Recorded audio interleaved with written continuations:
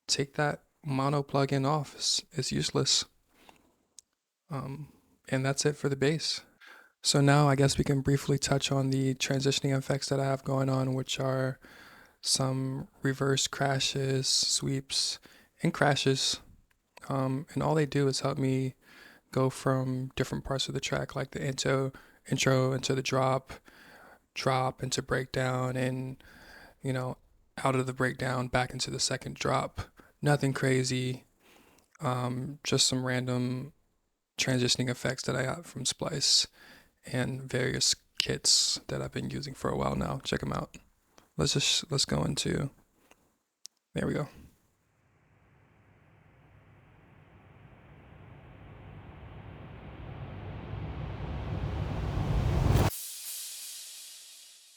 Nothing crazy. That's it. And you can, put those in your tracks as needed. Like I said, I just help it. I use them to help me get in and out of, certain sections of um my tracks to help just with transitions. They make transitions sound that much more dramatic instead of the beat changing. You have like a nice cinematic build up into the drop.